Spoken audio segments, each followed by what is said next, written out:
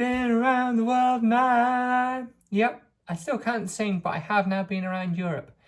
I got back on Friday, today's Wednesday, and then tomorrow, Thursday, I fly to Istanbul to start the second leg of my epic journey. This time I go to Turkey, Armenia, Georgia, Azerbaijan, Uzbekistan, Kyrgyzstan, Kazakhstan. So 7 countries. Not as many countries, but a lot more challenging, I'm sure you'll agree. Capsule wardrobe is much the same with a couple of additions, which you'll get to see as we go along. There's some clothes laid out ready for tomorrow. Oh. So I hope you enjoy, and more importantly, I hope I enjoy it too. Wish me luck. Well, here I am at Bristol Airport, about to get on the flight to Istanbul. So this, I guess, marks the start of the second leg of my adventures. And this is the first flight I've done as part of these adventures, so wish me luck. Hopefully my suitcase turns up on the other end. So I've just arrived at Istanbul Airport and it's a bit of a sensory overload. I've stepped outside and honestly it's like a smoke room out here. The whole atmosphere is thick with cigarette smoke. It's mind-blowing really. It's something I guess I have to get used to. Anyway, I'm trying to find an Uber, so wish me luck. Holy and indeed moly, it's the blue bloody mosque. I'm in Istanbul and it is brilliant. Look at that over there, that's Asia. Oh my gosh, and I'm in Europe. I have been in Europe, then Asia, then Europe, and then Asia, and I'm still in Europe now. But, oh, the night sky is so grey. It's about 10 o'clock here, so 7 o'clock body clock time. So I'm just having a little explore. I might sit in one of these bars and have a little glass of fizzy water and then head back because I need to get up early-ish tomorrow because I have got a lot of exploring to do. So it's my first morning in Istanbul and I'm well excited. I'm going to go and get some breakfast first. I'm not sure how the Turkish coffee is going to go down, but I'll try it. And a baklava probably. And then I'm going to go and do full-on tourist stuff. And here's the day's look. So Istanbul's flipping amazing so far. And this kebab shop's got a picture of David Beckham. So I've not seen him yet, but I might come back later to see if I can find him. So I'm desperately on the hunt for yogurt. And I selected this. Thinking it was yogurt. It's more like a rice pudding. And it's really nice. Probably not the best thing for breakfast, but it's bloody lovely. So I'm in the room in the main Sultan's Palace in Istanbul. Pretty cool, right? I think that I'd be like one of the main squeezes in here. Like this European lady. Likely because I've probably been in the kitchens doing the dishes like Habsburg Palace.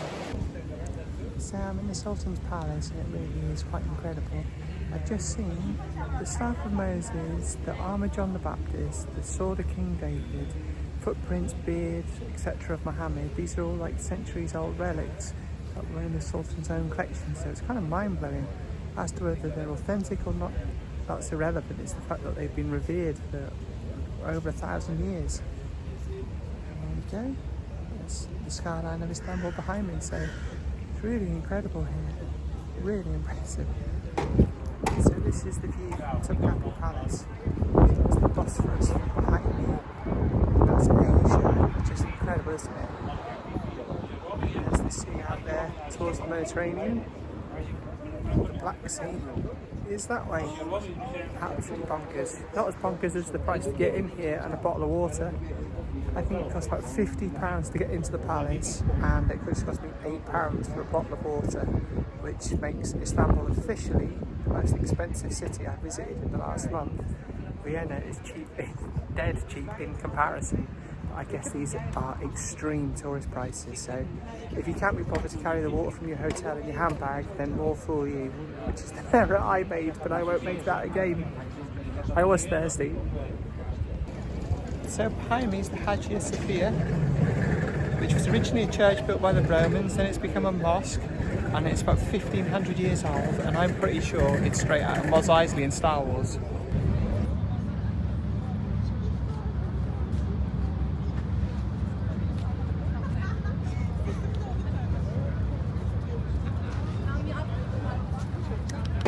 So nobody puts baby in the corner, but I've chosen to sit in the corner because it's all a bit manic. I'm in a place called Parake Gülü, which is famous for its baklava.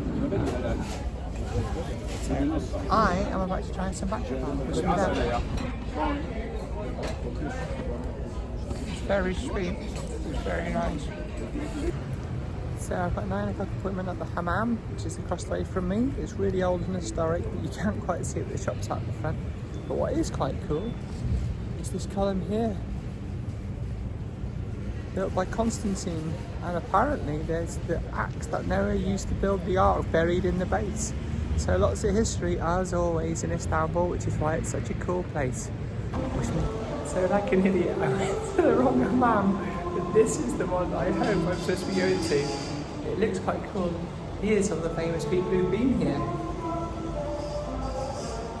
Yep, I expect my portrait to be up there at some point in the future. So I just showed the wall of famous people, Omar Sharif, Kate Moss, Harrison Ford, but look, East 17, does it get any better than that? So I've just had my hammam and it was wonderful, it was really good. I stripped down into my bikini bottoms at points and it did get a little bit intimate when she threw water down my bikini bottoms and opened them up, but she didn't seem to notice anything and it all seemed to be quite fine. So it wasn't quite as scary as I thought it was going to be, but I'm glad I did it. And sorry, I thought I'd record this video by the Hagia Sophia behind. I'm about to go to the Blue Mosque again because it's so wonderful and pretty and beautiful in there, and then I'm going to go back and freshen up. So yeah, I'll speak to you later. So here I am at the Suleiman Mosque. It's the big mosque that you could see when I first arrived. I thought it was the Blue Mosque, but it isn't. It's the one that's lit up opposite the Galata Bridge, which means nothing to you guys.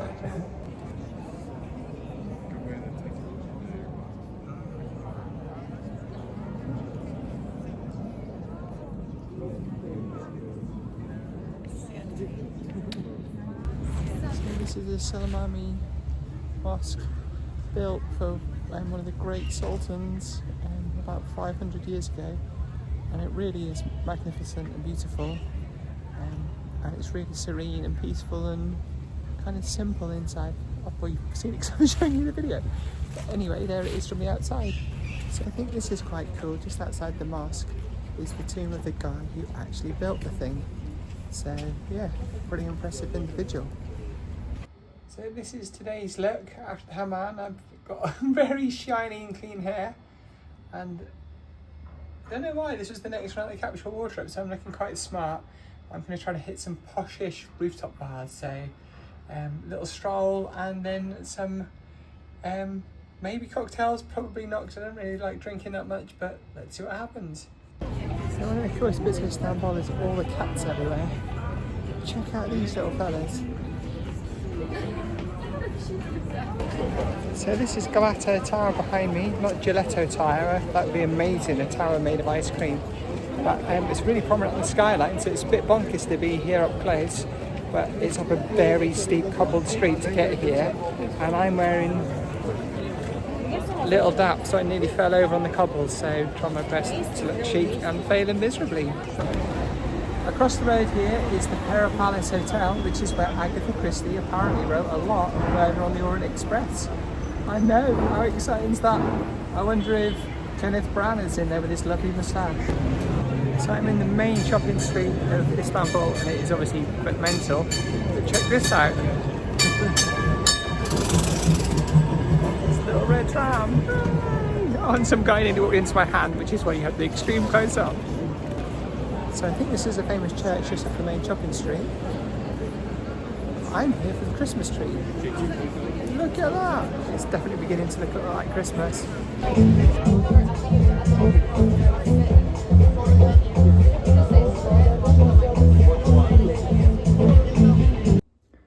So today's look for Istanbul. I love this skirt. Don't worry, I'm not going to any mosque or anything like that, so I'm just going to go to the museum and to the basilica, and then I've got a boat trip this evening, so I'll keep you up to speed with all of those things. Yes! Holy and moly, this is the water tank built by the Romans 1500 years ago, and it is massive. They just turned the lights off in here and it was so spooky. It's hard to work out just how huge it is. It just seems so vast, and it's underground. So those pesky Romans, amazing at roads, even better at water it seems. Wow. So I don't know if you guys remember the original Clash of the Titans in the early 80s. That Medusa scene used to scare the crap out of me. This isn't helping much. Check out the shadow on the wall as well. But look at her, return to stone. So I've just come out of the Basilica, and right across the way from the exits of the Basilica is this. So underground, overground. What did those Romans ever do for us, eh? Isn't it just incredible? So I'm in the Istanbul Archaeological Museum, and it is bonkers. The amount of intact, amazing, beautiful statues from over 2,000 years ago, Roman and Greek, is mind-blowing. It's probably the best I've ever seen. So this is the centre point of the whole of the Roman Empire. So it's all that's left of it, but for a long period of time this was known as the centre of the whole planet. Isn't that incredible? So a bit of a funny start to the day.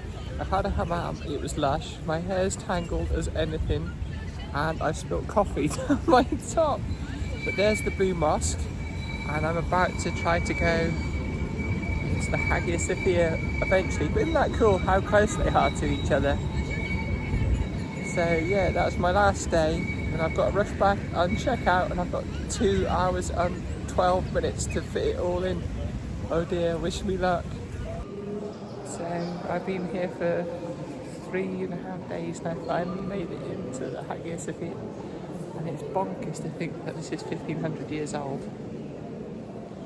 It's huge and very majestic. Soldiers, and I think one of them, since he was here in the 9th or 10th century, I think he got a reward from his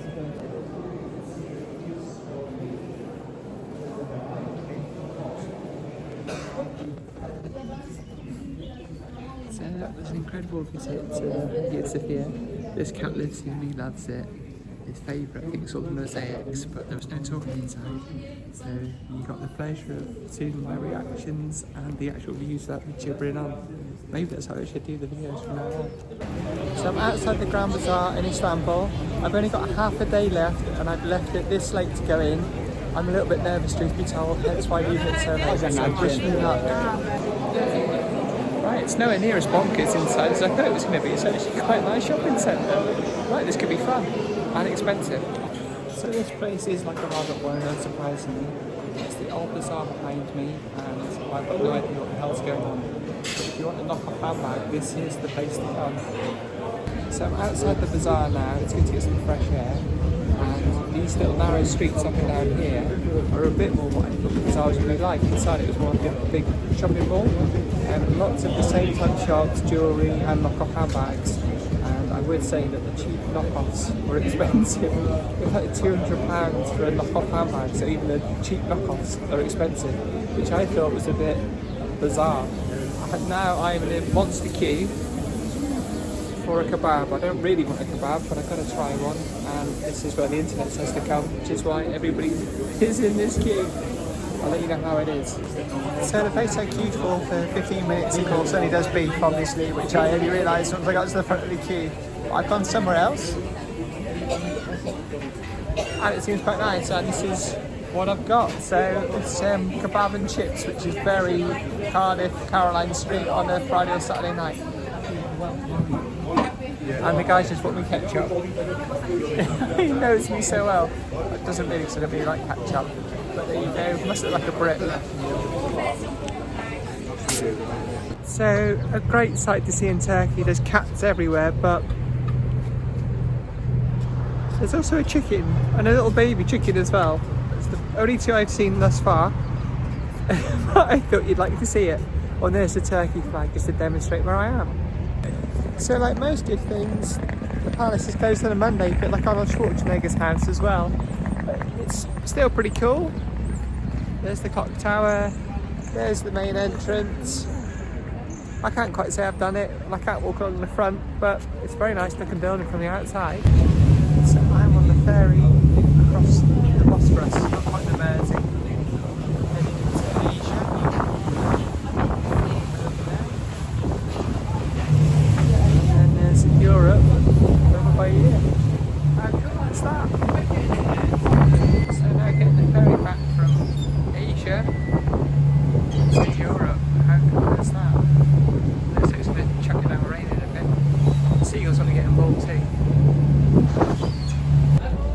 Nobody puts baby in the corner.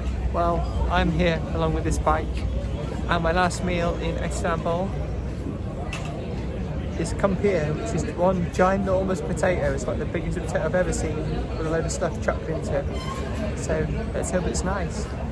I got decaf coffee, I got cheesecake, I just had that giant baked potato that was really nice. And girls, if I can do this as a 40-year-old trans woman, I've been travelling solo, not eating cheesecake. So this is my favourite coffee shop in Istanbul. I thought I'd come here right at the end. I've got 20 minutes until I need to get back to the hotel to get my taxi to the airport.